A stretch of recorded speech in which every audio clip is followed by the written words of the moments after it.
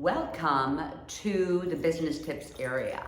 So this area for me, I want to use it to just give little tips about, I've been an artist and a jeweler for, 30 years, maybe more, who knows. But, I've been in so many different fields as people have known me. I've had retail, I've had wholesale. I used to sell to Nordstrom and Henry Bendel, and in the Chicago area, I used to sell to the museum stores, Smithsonian, a lot of different places like that. And then I also did really low-end lines at Michael's and high-end lines, exhibits and museums. So I'm giving you all different types of tips. Now remember, you guys, I am here to fill a need for you. So this was a question that was asked for me about how do you price your jewelry? How do you price your product? How do you price things? And I'm asked that so much. You could ask 10 different people and you're gonna get 10 different answers. So the first thing I wanna start by saying is give you an example of myself, and then I wanna just get into a couple different avenues of really talking about jewelry and products. So one of the things I started recently that I'm so excited about, I have a business alchemy course that is closed. I'm not offering the course to you guys right now, but it's closed. But I have a beautiful small group of people. And the reason I'm bringing this up, for one, because I actually am able to go in and dig up all this writing that I know about building lines and pricing lines and sales reps and line sheets and marketing and everything. So it's been really good for me to dig all this up. And here, in this space here, I'm just giving away like little tips. But in my group, how did I price this course? So let me answer that question. The beautiful people that are in this course, I wanted to offer, up to 8 to 10 people. I end up having 6 beautiful people. I know, this course is actually unfolding as part of their program too. But how did I end up putting a price tag on this course? Well, I knew that the max I was gonna have was 10. I knew I could have from 5 to 10 people in this course. So number one, I wanna be comfortable in this research. It's a 6-month course. I want to be comfortable enough to pay my bills and to have time to dig up pertinent information that I need to have available to my students that are in here. 2, I want to be comfortable enough financially where I can wish my students the good of the whole. I really want them to be successful. I have to feel successful for my students for me to be able to pass success on to them and be open and really want to build their brand and who they are and help them become successful, right? So there's 2 factors right there. 3, I just want to be able to, have time, money, the finances, the space of not having people track me down. Like, I can't afford to pay the rent. You know what I mean? So it's like, how do I put together my finances for this course? It was a high price course because the max I could have was 10. So I ended up offering the course, and it's a high ticket. These people, my 6 people here, I am working with them hand in hand. I'm making a commitment to 100% show up with them. And guess what? I can afford to, because I have money coming in this direction. So I can afford the research. It really is paying for my research. So I have 6 people who are paying for my research, and I'm working with them hand in hand to build their brands, build their company. Why do I want them to be really good in their companies? Because I really hope they do, because that means that I'm successful, right? I love being successful.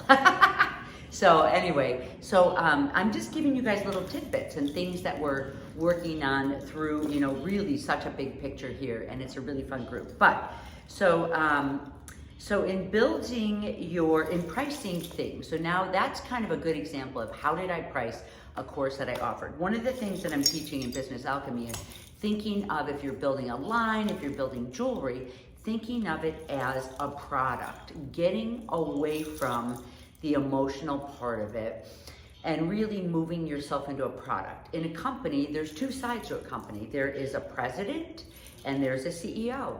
We're used to being the CEO. We're, really as artists, we're the CEO. We're coming up with ideas. The CEO comes up with ideas. We market the ideas. We figure out who we're gonna sell it to, who are our people. It's really this whole marketing side of things. Like if the product is fun, if anyone wants to buy the product. Well, many times we forget about this whole other side, which is the president. Luckily for me, I had the chance to explore the president when I had Ice Resin. After I split with my business partner, this part of the company was thrown onto me, and I had no idea what I was doing. It was sink or swim, but I learned the president actually has to look out for pricing, putting the product together. I'm calling it a product. It could be a jewelry line for you. Pricing of it, putting the product together, where to manufacture it, whether you're working, hiring people, whether you're hiring marketing, whether you're hiring and firing, and how the whole flow of the financial side of your company is gonna run. So, there's really two sides to the coin when you're thinking about your business. I see some people who show up and they really know a lot about the presidency, and they're not so good at coming up with ideas, The best thing is when these two people can emerge, or the two sides of your brain can emerge.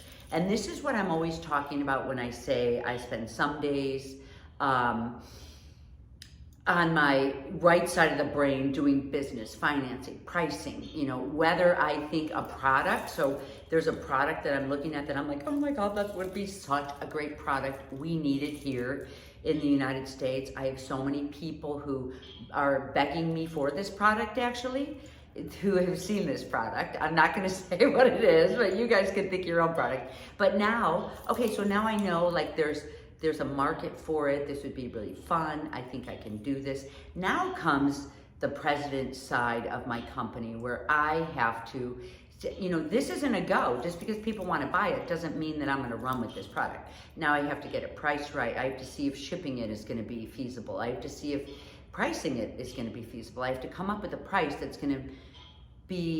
will cover and give me a profit just from, shipping and marketing and all this other type of stuff. So really, your product has to make sense, and you need to get into this right side of the brain. We're used to and maybe some people are used to being in that right side, and now they just need to get in that left side and really build and flow.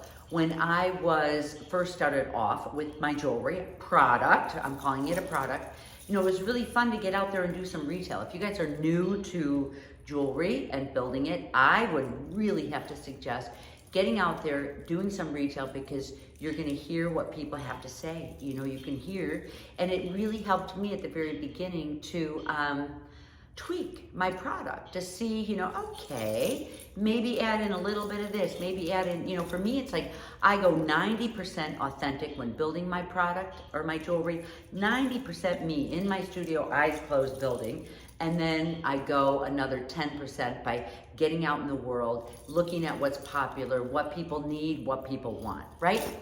That's kind of some really good things to look at. So, that's really in talking about the two sides of a company and who we need to be as artists, When I had Ice Resin, it really worked out well for me. I did have a business partner who was really in that right side of the brain. She pushed numbers. She loved pennies. You have to love pennies.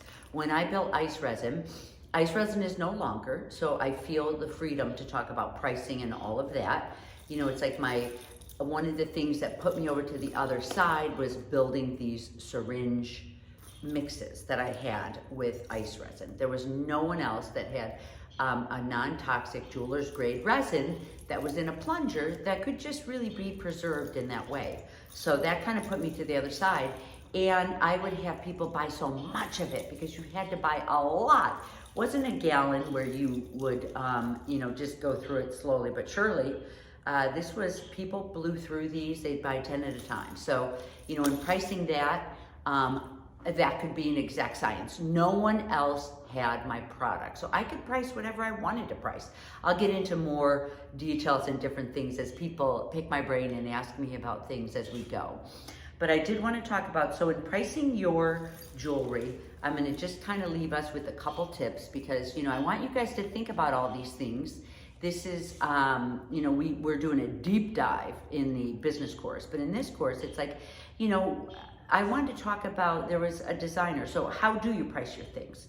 You know, here's some things that I want you to think about and write down and maybe put this in your jewelry. One, how are you solving a problem in the world with your product or with your jewelry? You know, how are you solving a hole, a niche? How are you solving you know, an empty space by going out there? How are you different from other people with the jewelry that you build? Write that down. Another question is, how can you offer, what service are you offering to your clients and customers in the world? What service are you offering them? You know, and I'll give you some examples in a minute. The other one is, okay, and what good are you doing? What are you putting into the world and what are you taking out? What do you love doing? What is your love? What is your passion behind your jewelry brand or your product?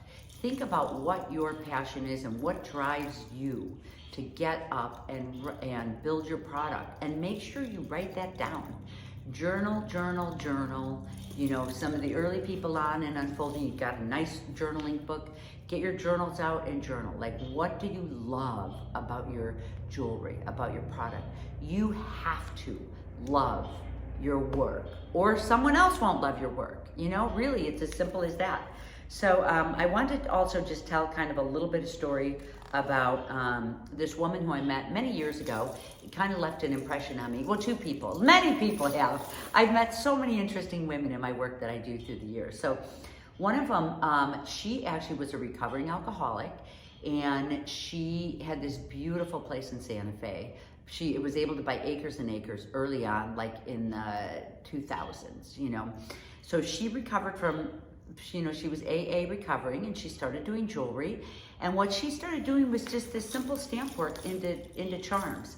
And she was stamping in trigger words that could help an alcoholic to not drink, you know, to help you in the moment to look at your charm bracelet and to help you, you know, have a word or a passion or a meaning or love or your children's name or your, you know, and she would stamp these things in hope or love or dreams or home or family or any of this. And, you know, as simple as that concept is, she really filled a niche. Her business went crazy because she was down a single focus. I talked last month about branding, you know, but this is getting deeper into it and how do you price things. And I'll talk more about pricing maybe next month too, but the exact pricing. There's so many stories on the subject. I could go so deep into so much.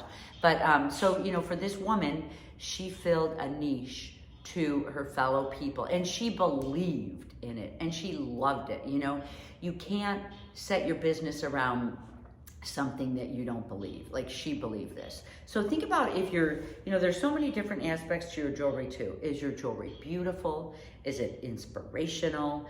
Does it inspire people to travel? Does it inspire people not to drink? Does it inspire people who are desperate and in therapy? Does it, you know, feel inventive? Does it enhance your life? Like, what is your jewelry about? And this is still part of branding and pricing, all of this step by step.